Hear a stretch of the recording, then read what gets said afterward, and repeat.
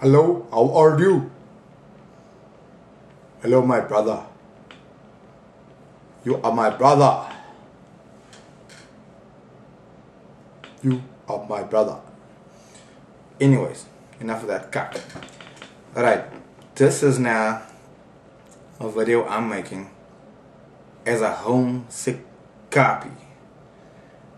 Now, for those of you who don't know what a Kaapie is, you're obviously not from the Kaap, Sinjay. A Kaapie is a nickname for a South African from Cape Town, a colored South African. Now, I know some of you out there might think that you're not a colored. Stop talking cock to yourselves, alright? If you got brown skin and you drink Virginia and you come from a Cape Flats, you're a colored. Alright? So, now that we got that out of the way, talk a little bit about me. I'm up here in Canada. By the way, it's winter time right now. It's -10 and it's cold outside. I take the camera outside and show you guys, but it's not something that you want to experience. Anyways, now, yeah, I'm in Canada, and you know, came here because of the apartheid. Now, I don't know if that was a good thing or a bad thing, because in a bit of a way, I kind of miss apartheid. I know it sounds crazy, but you know, I kind of sometimes miss it, especially the time when I was down in Cape Town in I think it was 85, 86, Sinjay, and we were off school for about a year. Everybody was boycotting. When I was one of the lucky ones, I was one of those Kaapies whose parents made a bitchy buck, Sinjay. So I went to a private school. Well, they call it private, but as St. Columbus, Bali's not really fucking private. But you know, those are for the Kaapies that were the colors that wanted to be kind of sturvy. You know, sending their sons there, you know, to this private boys' school, and you know, they think that they like, you know, got a few bucks, so they think they're sturvy. But really, I mean, those are for the Bali boys were just basically for the Kaapies that couldn't really make it into Marriage Brothers or one of those schools, essentially. But anyway, getting back to the apartheid, you know, yeah, so I mean, we were off school for a year because here I am sitting in my school while all the other schools across Cape Town were boycotting, all the public schools. And here I am sitting in my lekker black blazer, you know, with all these other boys in my classroom. Excuse my Canadian slang now, but in my classroom, as we say, classroom, but anyway. And you know, sitting there paying attention, you know, and all of a sudden I just check half a brick come flying over the fence and break one of the windows in the classroom I'm sitting in. And then I see another one, and then I see a stick wood come flying over the wall. Next thing, I just check a couple of canties up on top of the wood there, up on top of the wall. And then another one, then another one. Then all the boys stood up, we look out, and the whole school is surrounded by teenagers from the other schools, you know, like Spesbona and Belgravia and Sinton, and yeah, and they wanted us to go home and be part of the struggle, Sinjay. So, you know, the school closed down and said, boys, go home, and that was it, you know. Party was on. The party was on. The party was on. It was supposed to be a struggle, and you know, we're fighting for the freedom of the black people, and blah blah blah. But I can tell you this: it was a year of school. It was like a holiday in the middle of school, in the middle of a high school term, and it was cock exciting. I mean, I know there was a lot of rubber bullets and tear gas and Caspers and Buffles and all kinds of things going around. But I tell you right now, it was cock exciting. I mean, you know, you wake up in the morning and the first thing you smell is tear gas, and you're like, yeah, another day in the war zone. It got to the point where me and my chummies we were, you know, got our own little mini wars going on across the them with their catties and us with our daisy guns. But it was alright, you know, we grew up rough, but we had a good time. So, you know, when I think about that, sometimes I kind of miss those, you know, made me a naughty lighty. And, yeah, I wasn't really such a naughty lighty, but that made me a cat naughty lighty. Get away with all kinds of gruwelijk bewegings and, you know, anyway. So, yeah. But anyway, so now I'm here in Canada, and, yeah, Canada's alright, you know. It's one of those countries where, you know, everything's like America, you know, everything's to do here, you know, whatever America does, we basically their pictures, and we're here, you know. But the funniest thing, oh pal, I can tell you, as a colored in Toronto, because now you must know that's a colored in Toronto, that's a license for sturviness, you know. And I'm telling you, my bro, do they ever put it on? I mean, you must see them. We got a little place down here, a little Buddha joint where we can buy biltong and boerewors and all that kind of thing. Basically, it's some whiteys who got smart and said, you know what? There's most a ton of people around here, and there's no boerewors and biltong and whatnot. So they started making boerewors and biltong and shipping over stuff from back home, you know, like knickknacks and Chappie's bubblegum and you know, fish paste and all that kind of thing, you know.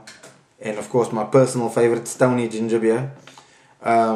So yeah, so they, you know, seen a market, and they figured, alright, time to cash in. And you know, everybody just followed suit. Now I have to admit, the first time, oh, now by the way, the place name is Florence Meats, but they make fuck the biltong, I gotta tell you that. Their biltong is huff. Anyway, I have to say though, the first time I went into the joint, when they first started out and they were down on a small little winkeltje there, you know, you'd go in there and, you know, I could just feel that old verkrampte apartheid ways, you know. Maybe it's me, just a victim of society, but I go in there and, you know, I feel uncomfortable. I look around and you see these white men, you know, even though you're in Canada, you somehow still feel like you're somewhere there, you know, and you know, at first I felt kind of awkward and like I wasn't good enough to be in there, you know, and then, you know, as time went by, you know, I felt more relaxed and whatnot, and, you know, going there for my Romany creams and my chutney and all that kind of things, you know, and sometimes, you know, you'd be inside and you'd see a colored pull up, in a Benz, my bro, a big fat Benz.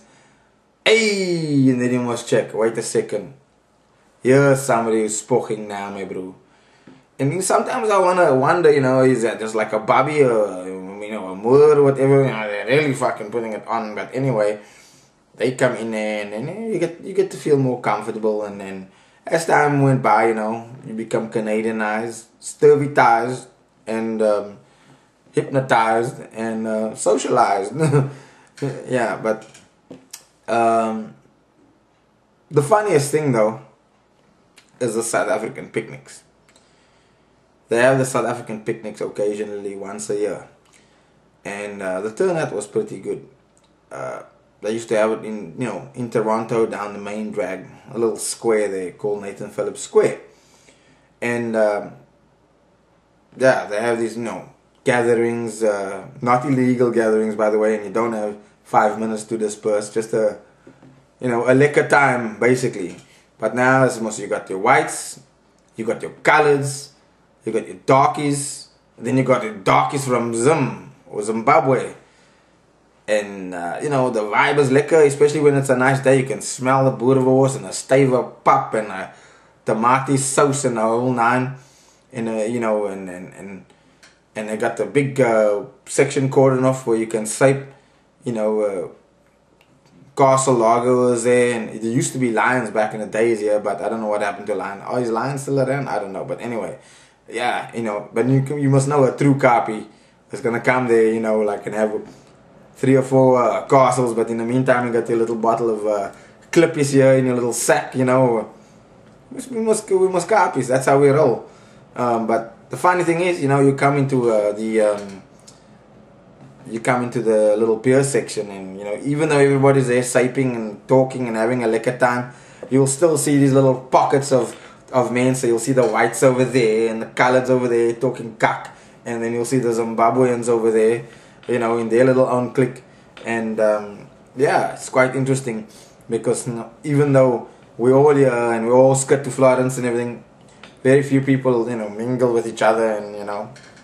But then you get, of course, the odd colored who's got a white kin. Since he must come here, get himself a white kin. Nah, he check his you know. He's one of those ones must get a white kin and walk around, and they must want to show the Buddha that they're better than them. You know, you see this ugly old fuck walking around with a lekker kin, and you know, it's almost like a prize, Sinjay. It's like a grand prize. Cake for me, cake for me. But you know, really, when it comes down to it, Kaapies are the best. That's how we roll. Anyway, so we have our picnics, have a liquor time, you know. It was nice though to see that people actually, you know, came out and supported and bought the boerewors and the biltong and had a liquor time, right?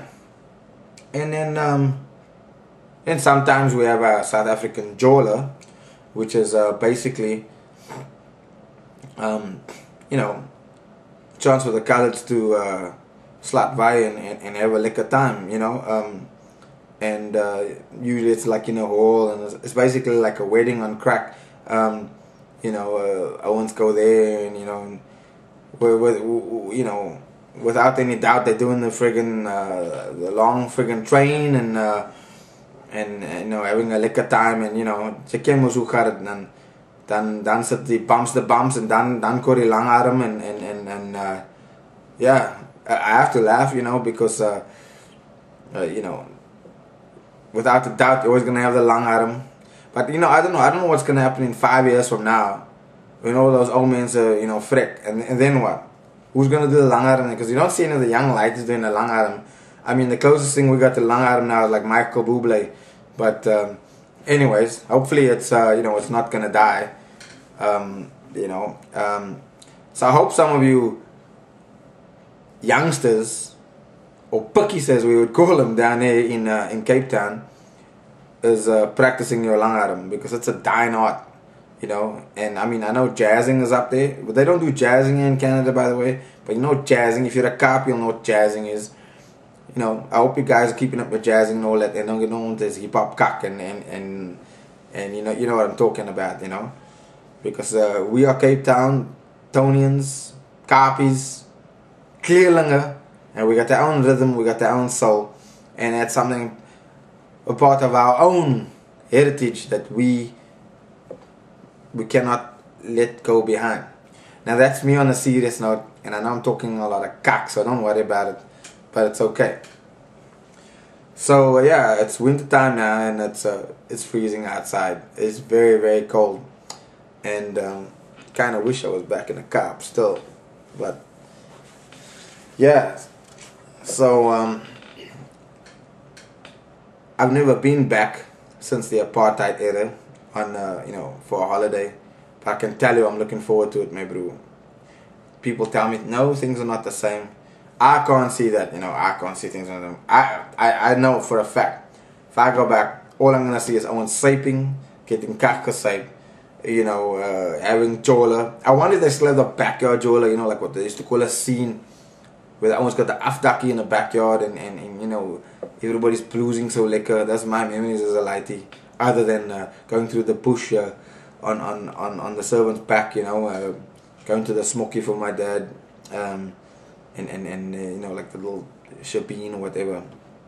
Yeah, that's one thing I must know about Cape Town, is the smokers yara. But anyway, so yeah, this is my part 1 of a homesick Kaapie. So look forward to me talking more cock on part 2 because I'm just getting warmed up. Alright.